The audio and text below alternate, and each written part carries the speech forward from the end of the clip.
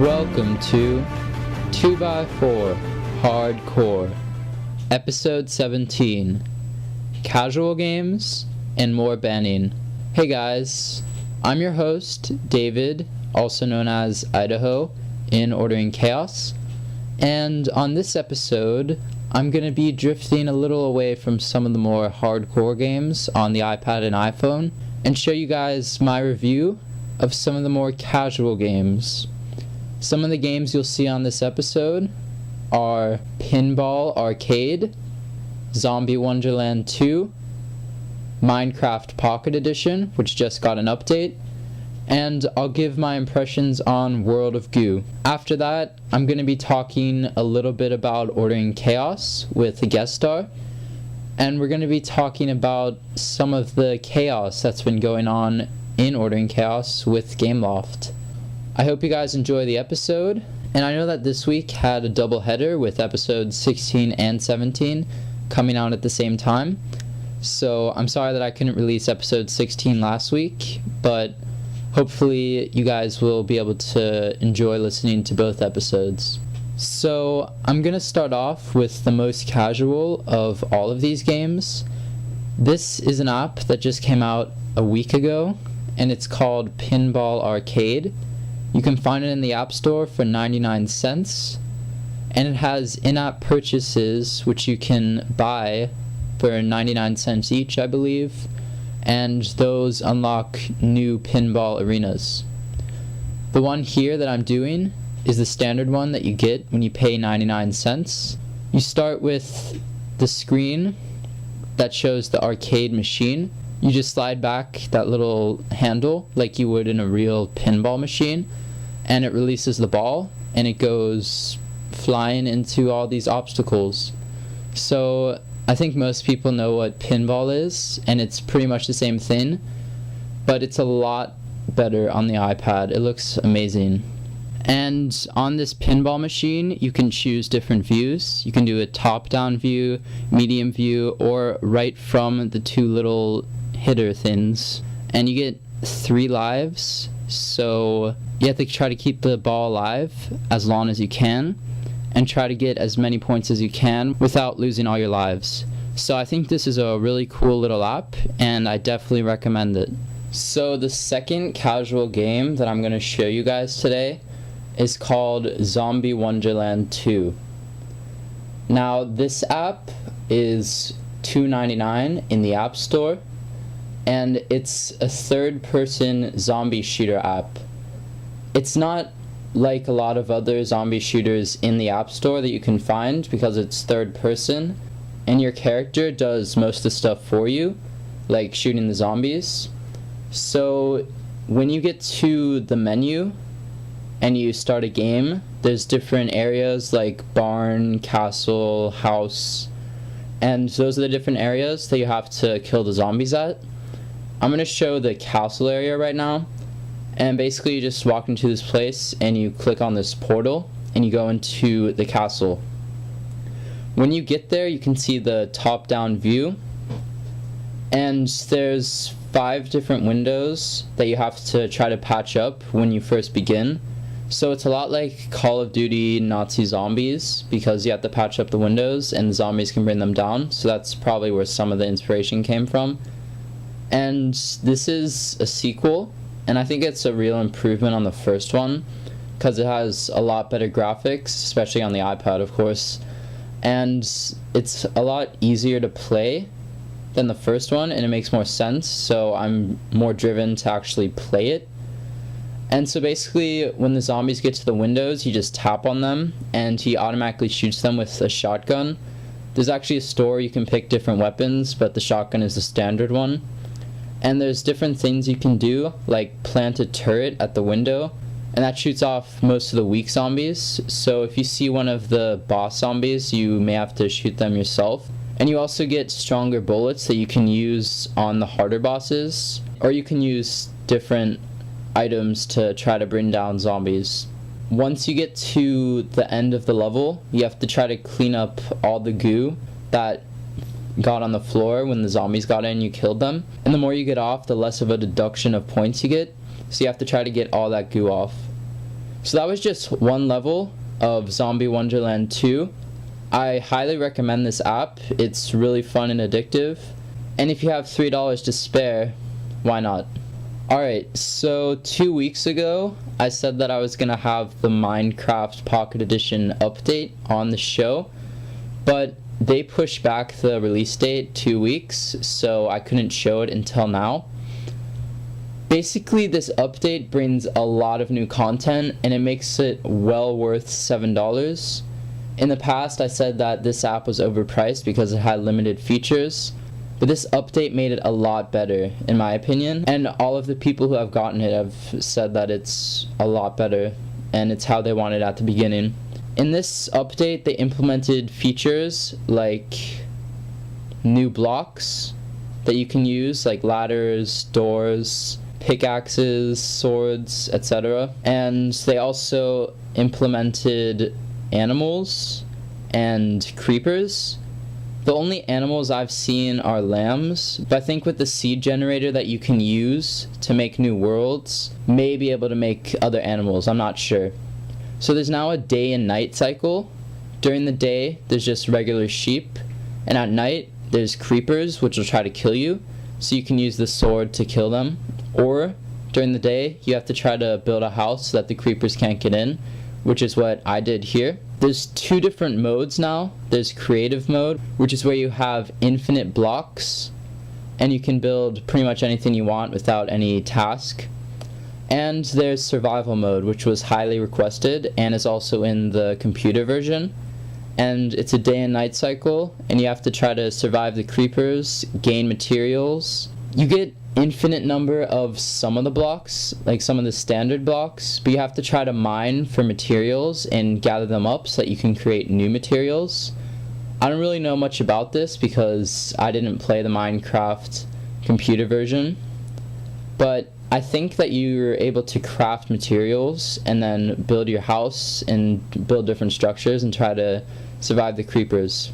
This was in the first update, but you can go from third person. It's a lot easier to use in third person, and it looks a lot cooler, in my opinion. And you can also fly now, so you just double tap the jump button, but you can fly from whatever surface you double tap the jump button. So you could jump on top of a building and then double tap the jump button and you'd be flying 20 feet in the air. And again, you can use Wi-Fi with friends. This was in the first update, but now there's a lot more to do because of survival mode. So I think this was a really great update of Minecraft Pocket Edition, and it has tons of potential. I'm hoping in the future they add more of the computer features to it, like online multiplayer. That's probably my #1 thing I want to see. And maybe lava, so you could have lava survival matches, or spleef, which is kind of the same thing. So I hope you guys enjoyed this review of the new Minecraft Pocket Edition update, and I really recommend this app. It's $7 in the App Store, and because of this update, it's definitely worth a buy. I just wanted to quickly talk about a game that I promised I'd talk a little bit about, and this is World of Goo. It has an iPad and an iPhone version, and it's as casual as they get in terms of iPhone games. So I didn't want to take too much time to talk about it on this show, but if you guys want me to talk about this more, I will definitely do that. So World of Goo is a gigantic world game, and there's a bunch of different levels and different areas. What you have to do is try to use these goo balls to try to create structures to get to a certain endpoint. And you have to try to conserve the goo balls so that you can get as many across as you can. Each level has a certain amount of goo balls it needs to collect. And this game is based on like a factory atmosphere. So you have to try to get as many goo balls as you can to the other side. So you can build structures like triangles, squares, towers, and it's really touch oriented. I know this came out on the PC before, but with the touchscreen it's just so much easier because you can just drive the goo balls, make the triangles or whatever and connect them, and it's just a lot easier. So I really do like this game, and I think I'll show gameplay of this in the future, but it takes a considerable amount of time to beat. I'd say at least 8 hours to beat the whole thing if you're playing casually, and you're not going to be able to do it all at once. But so in the future, I'll probably show gameplay of this so that you guys can see how touch controls can be implemented into an iPad game correctly. And in the meantime, if you want to try this out yourself, go to the App Store and get World of Goo.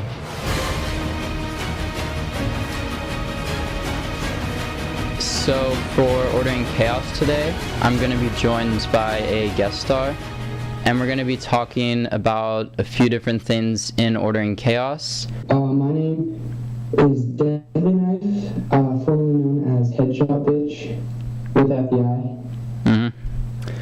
I. So we just have 2 questions to talk about. So why exactly did you change your Ranger's character name? To avoid something that I think Gameloft did very well on, and that's the ban hammer. They're finally smacking down on people with the derogatory names, and I think they did a very nice job, except the only way to get out of it that I've seen is pay $10 to switch your name, which is ridiculous and very annoying.